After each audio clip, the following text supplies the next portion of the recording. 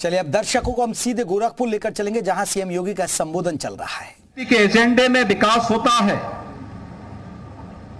तो वह हर तरीके से उसके लिए माहौल बनाने में अपना योगदान देता है।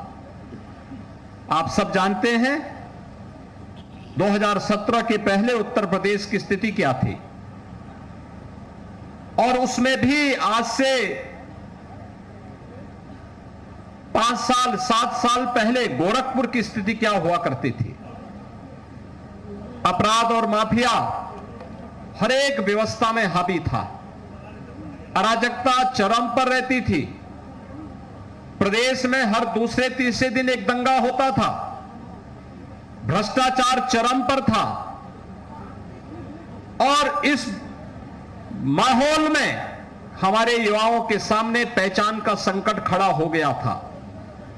विकास कार्य ठप हो गए थे और सुरक्षित वातावरण में कोई निवेश नहीं करता।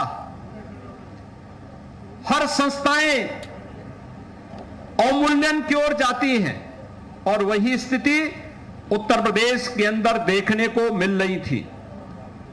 लेकिन पिछले 6 वर्ष के अंदर प्रदेश में डबल इंजन की सरकार आने के बाद प्रधानमंत्री मोदी जी के मार्गदर्शन और नेतृत्व में आज आपने बदलते हुए उत्तर प्रदेश को देखा है। गीडा का यही वही क्षेत्र है जहां पर 2005-6 में समाजवादी पार्टी की सरकार में स्लॉटर हाउस लगाने का कार्य हो रहा था। आज भाइयों बहनों, स्लॉटर हाउस नहीं, आज यहां पे इथेनॉल का प्लांट लगता है।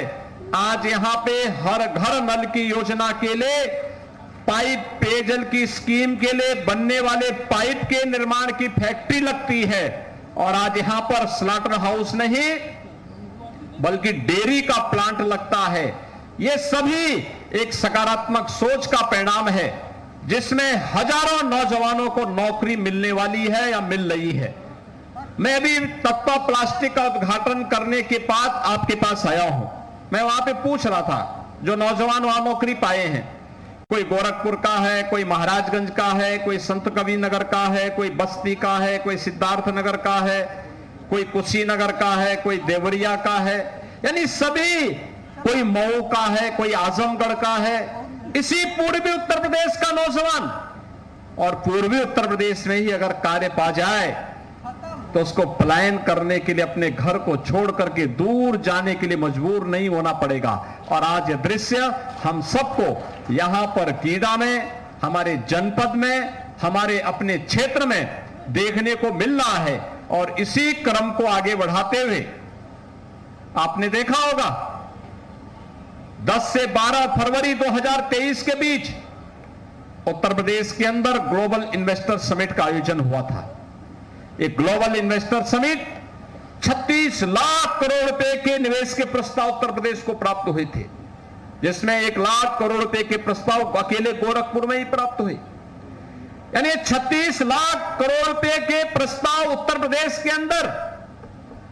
ये 36 लाख करोड़ के प्रस्ताव इस बात की ओर हमारा ध्यान आकर्षित करते हैं कि 1 करोड़ नौजवानों को ये सभी निवेश प्रस्ताव अगर जमीनी धरातल पर उतर जाए, 1 करोड़ से अधिक नौजवानों को सीधे सीधे नौकरी उत्तर प्रदेश के अंदर अकेले प्राप्त करने की क्षमता ये निवेश अपने आप में पैदा कर लेगा। और उसी कार्यक्रम को आगे बढ़ाने के लिए आज हम सब आए हैं। यहां पर 102 आशय पत्र का वितरण हो रहा है। 102 आशय पत्र का मतलब यानी अब उनको जमीन का आवंटन हो चुका है। अब ये अपना यहां पे उद्योग लगाएंगे, और उद्योग लगाने के साथ ही उनको वहां पर लोगों की भर्ती की प्रक्रिया के साथ लोगों को नौकरी और रोजगार के साथ वे देना प्रारंभ करेंगे।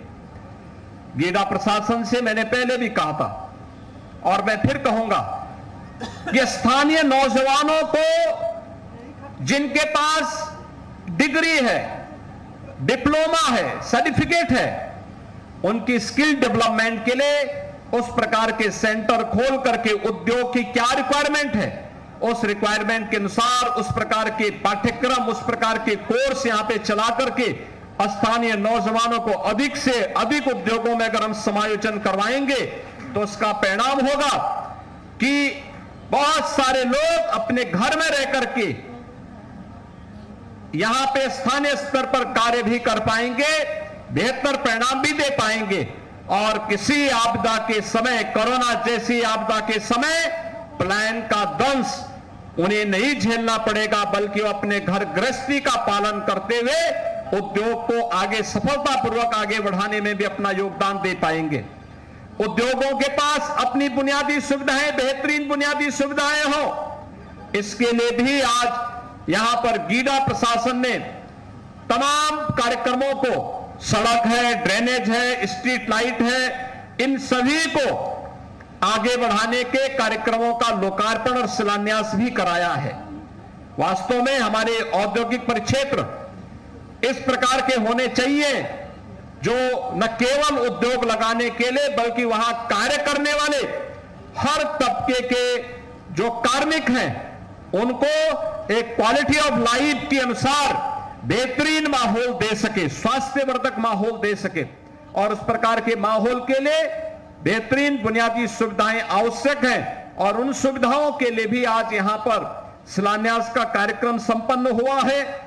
आप सब जानते हैं पिछले कुछ दिनों के अंदर गीडा के अंदर अनेक उद्योगों का यहां पर कार्य प्रारंभ हुआ है, जिसमें वरुण बेवरेज का है, कियान इंडस्ट्रीज का है, सीपी मिल्क फूड प्रोडक्ट्स का है, तत्वा प्लास्टिक का है, CWC के एक यहां पर भंडारण का कार्यक्रम है, इंडिया ऑटो व्हीकल्स का है, बालाजी प्रोसेसर्स का है, राजेश कुमार रुंगटा का है।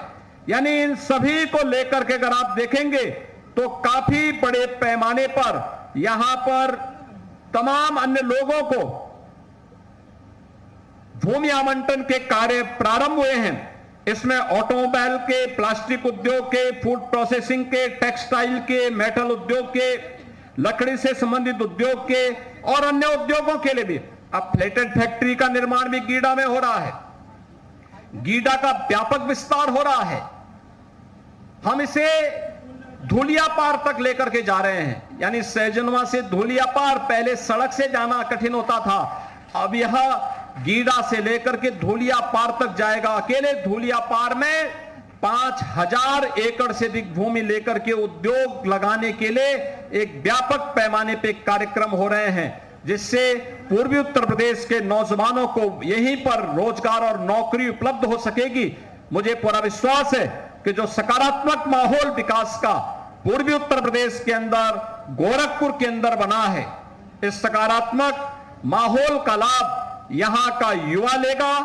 यहां पर वह अपनी योग्यता के अनुसार कार्य पाएगा। यहां पर उद्योग लगाने वाले और निवेश करने वाले प्रत्येक निवेशक और उद्यमी को मैं उत्तर प्रदेश सरकार की तरफ से इस बात के लिए आश्वस्त करता हूं कि उन्हें किसी भी प्रकार की कोई समस्या नहीं आएगी, न सुरक्षा के मामले में और न ही किसी प्रकार की शासन की सुविधा की दृष्टि से।